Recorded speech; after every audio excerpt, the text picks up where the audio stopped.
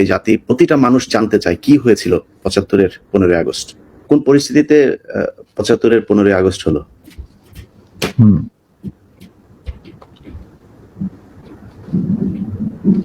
খুবই স্পর্শকাতর প্রশ্ন ইলিয়াস।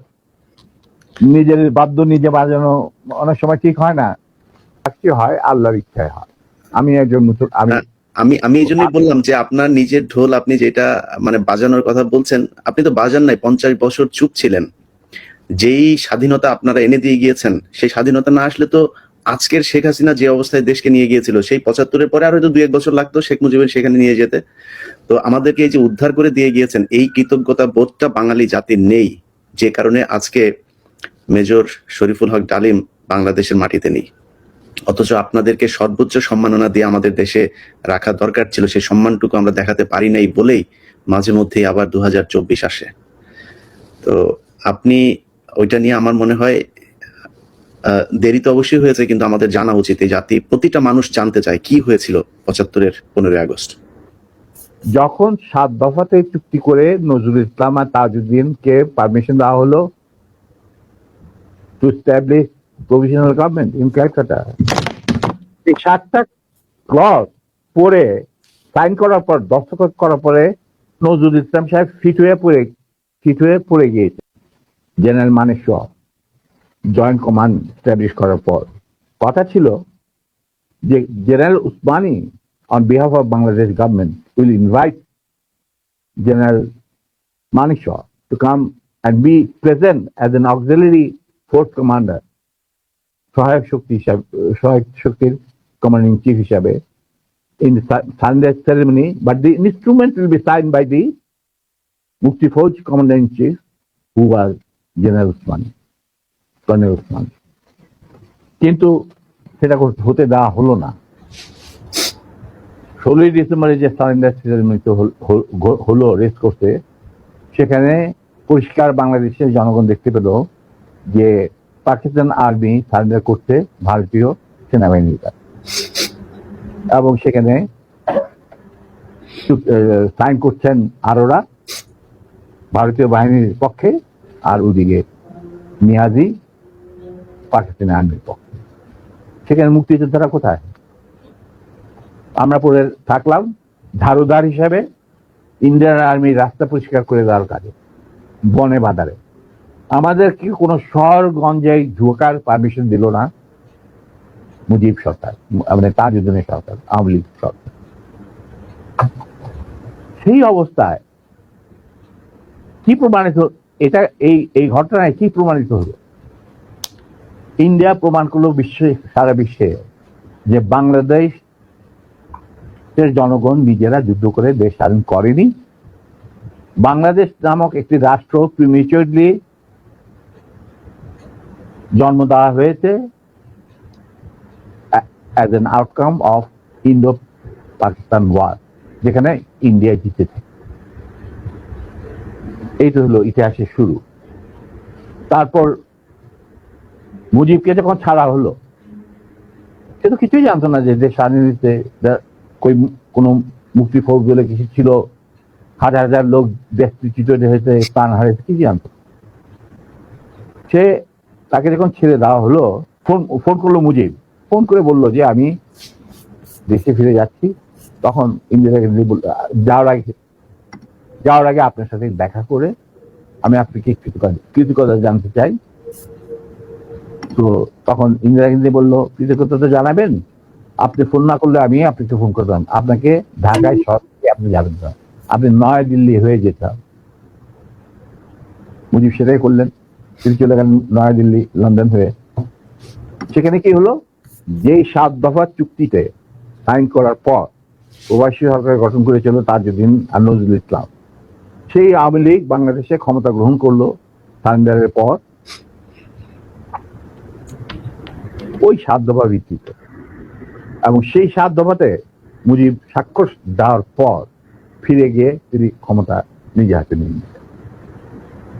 তাজউদ্দিনকে বললো, তাজউদ্দিন তুমি প্রাইম মিনিস্টার থাকবে না, আমি হোম প্রাইম মিনিস্টার। তারপর কি হলো, কোনো নির্বাচন নাই, কিছু নাই। ওই ৭০-এর নির্বাচন সুবাদে তারা ইন্ডিয়ার 4 স্তম্ভ ডুপ্লিকেট বাংলাদেশে ইম্পোর্ট করে তার উপরে একটা সংগঠন বানানো, হুবহু এক। শুধু তাই না, রবীন্দ্রনাথ ঠাকুর, যাকে নিয়ে আমরা নাচানাচি করি এবং অনেকের মানে ভাসে যায়, আপ্লুত হয়ে যায় আবেগে, এই রবীন্দ্রনাথ ঠাকুর একজন ইন্ডিয়ান নাগরিক এবং ইন্ডিয়ার জাতীয় সঙ্গীতের রচয়িতা। আমাদের দেশে তার চেয়েও প্রতিভাবান কবি কাজী নজরুল উপস্থিত থাকা সত্ত্বেও আমরা সেই ভারতীয় নাগরিকের একটা গানকে আমাদের জাতির উপরে চাপিয়ে দেওয়া হলো জাতীয় সঙ্গীত। পৃথিবীর ইতিহাসে এমন কোন নজির আর দ্বিতীয়টা আছে বলে আমি মনে করি না। কেন কোনো বাংলাদেশে যদি নজরুল ইসলামকে আমরা জাতীয় কবি আখ্যা দিয়ে থাকি, তাহলে নজরুল ইসলামের গান কেন হলো না? বা অন্য কারো গান হতে পারতো জাতীয় সঙ্গীত। ভালো ভালো কবি সাহিত্যিক ছিলেন আমাদের দেশে, কিন্তু পৃথিবীর ইতিহাসে কোথাও নাই যে বিদেশি এক নাগরিকে যে নাকি তার দেশের জাতীয় সঙ্গীত রচনা করেছে। That means you have nothing in your hand. তারপর মুজিবকে দিয়ে রক্ষী বাহিনী সৃষ্টি করলো ইন্ডিয়া। তারা বাংলাদেশের সামরিক বাহিনীকে দুর্বল করে একটা নামে মাত্র সামরিক বাহিনী, হাতে লণ্ঠন করে ঠনঠন, এই ধরনের একটা সেনাবাহিনী রাখবে। আর কারণ একটা সেনাবাহিনী তো রাখতেই হবে, কারণ যে কোনো জাতির মেরুদণ্ড হচ্ছে সেনাবাহিনী। ওই হাতে লণ্ঠন করে ঠনঠন, আর আসলে তার চেয়ে অনেক শক্তিশালী একটা বাহিনী গঠন করলো ইন্ডিয়া। স্যার, ওই যে 7 দফাটা আমরা তো ইতিহাস পড়ে, আমরা তো আসলে সাক্ষী না, আমরা পড়ে মানুষকে জানানোর চেষ্টা করেছি। আপনার স্মরণ আছে 7 দফাটার কথা? কি কি ছিল ওই দফায়, যদি কয়েকটা গুরুত্বপূর্ণ জায়গা যদি মনে রাখেন। দেখো আমি তো অ্যাকচুয়ালি 7 দফায় একদম টোটো এগুলো আমার বইতে লেখা আছে। যারা এটা কেন জিজ্ঞেস করলাম স্যার, কারণ হচ্ছে মানে আপনি করতে পারবেন না স্যার, সেনাবাহিনী তো 7 দফা মানলে করতে পারবেন না স্যার। আমার পক্ষে হয়তো এখন রিকালেক্ট করা অফেন ডিফিকাল্ট, কারণ আমার মাথায় অনেক কিছু খেলা করে। দু একটা জিনিস বলছি, যেমন ধরো মুজিব এবং তার সরকারকে প্রোটেকশন দেওয়ার জন্য ইন্ডিয়ান আর্মি অবস্থান করবে বাংলাদেশ। বাংলাদেশের কোনো শক্তিশালী সামরিক বাহিনী গঠিত হবে না। বাংলাদেশের কোনো স্বাধীন বৈদেশিক নীতি থাকবে না। বাংলাদেশের শাসন ব্যবস্থা, আমলাতন্ত্র, শিক্ষা ব্যবস্থা, স্বাস্থ্য ব্যবস্থা, শিল্প ব্যবস্থা, কৃষি ব্যবস্থা সবকিছুই চলবে ভারতীয় বিশেষজ্ঞদের ইচ্ছা মতো। তারা মুজিব বিরোধী কোনো মানুষকে বাঁচিয়ে রাখা হবে না। তার জন্য যত লোক মারা দরকার মারা হবে, যত লোককে লুলা ল্যাংড়া করা হবে, চক্ষু তুলে নেওয়া হবে, মেয়েদের ইজ্জত লুণ্ঠন করা হবে, কোনো সমস্যা নেই। এইভাবে প্রতিপক্ষের উপর ঝাঁপিয়ে পড়ায় 40,000-এরও বেশি লোক মারা গেছে, সেটা সবাই জানে, প্রত্যেক থেকে আসছে। তারপর তোমার আমরা একটা করদ রাজ্যে পরিণত হয়ে গেলাম। কিন্তু সমস্যা দেখা দিল যে বাংলাদেশের মাটিতে যদি যে ইন্ডিয়ান সোলজাররা অবস্থান নেয়, তাহলে বিদেশ থেকে কোন রকম কোনো দেশেই বাংলাদেশকে স্বীকৃতি দিতে রাজি না। কারণ পাকিস্তান ইতিমধ্যে সিকিউরিটি কাউন্সিল থেকে একটা আইন পাস করে নিল যে বাংলাদেশে কে নিয়ন্ত্রণ করতে ভারত, তাদের সেনাবাহিনীর মাধ্যমে, মুজিব সরকারের মাধ্যমে। অতএব এটা একটা ডিসপিউটেড টেরিটরি, এটা একটা স্বাধীন দেশ নয়। তাই আপনারা স্বাধীন কিভাবে রিকগনাইজ করবেন মুজিবের সরকারকে? এরপর এই অবস্থায় ইন্দিরা গান্ধী পড়ল মুসিবত, তো আজ মুজিব সরকার। তখন ইন্ডিয়ান সরকার ডিসাইড করলো যে ঠিক আছে, আমাদের সোলজার আমরা ফেরত নিয়ে আসবো, তার পরিবর্তে আমরা জাতীয় রক্ষী বাহিনী বানিয়ে। তাই করা হলো। তো যে কাজটা ইন্ডিয়ান আর্মি করছিল সেটা পরে জাতীয় রক্ষী বাহিনী করলো। আর কি ধরনের অত্যাচার, অবিচার, কি ধরনের মানে হত্যাযজ্ঞ, গুম খুন এবং অনাচার অবিচার মুজিব সরকার করছিল, সেটা খতিয়ান তো তুমি আমার চেয়ে ভালো জানবে। অনেকে এই বিষয়ে লিখেছেন, সাহসী যারা তারা লিখেছেন, আমিও কিছুটা লিখেছি। সেখানেই শেষ হলো না।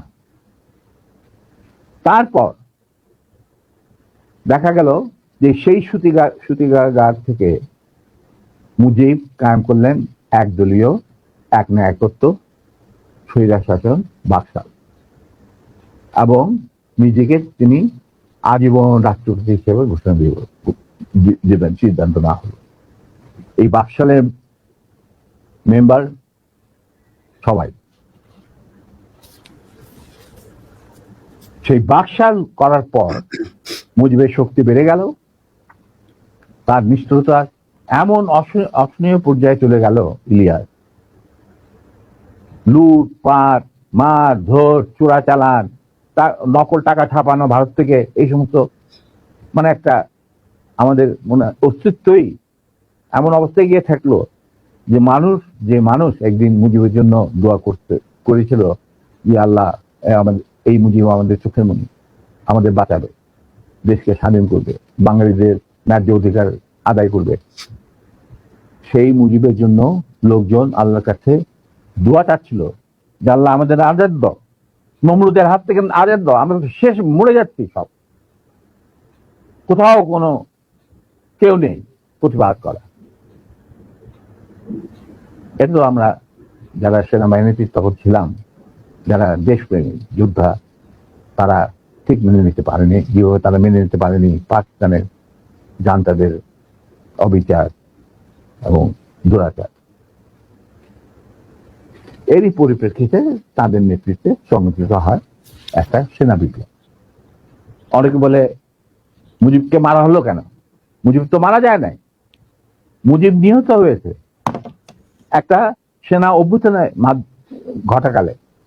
সেনা অভ্যুত্থান তো আর খালিয়াতে মার্বেল খেলে না, ওখানে দুই পক্ষ থেকেই গোলাগুলি হয় এবং হতাহত হয় দুই পক্ষে। যেমন মুজিবের পক্ষের কিছু লোক মারা গেল, সেভাবে বিপ্লবীদের, সেনা অভ্যুত্থানকারী বিপ্লবীদের তরফ থেকে কিছু লোক প্রাণ হারায়। এটাই বাস্তবতা। কিন্তু তারা বিজয়ী হয়ে গেল, বিপ্লবীরা বিজয়ী হলো, তারা ক্ষমতা তাদের নিজের হাতে নিয়ে নিল। স্বতঃস্ফূর্ত ভাবে ইলিয়াস ঘোষণাটা অবশ্য আমি দিয়েছিলাম, স্বতঃস্ফূর্ত ভাবে মুজিবের সেই মৃত্যুর খবর জানার পর আর বাকশালের পতনের খবর জানার পর লাখো লাখো লোক, মানে দেশের রাস্তা ঘাট, গঞ্জ, শহর, বন্দর, নগর, গ্রাম, সবাই আনন্দ মিছিল বের করলো। আমরা তো এই সমস্ত লোকজনকে ডেকে নিয়ে আসিনি।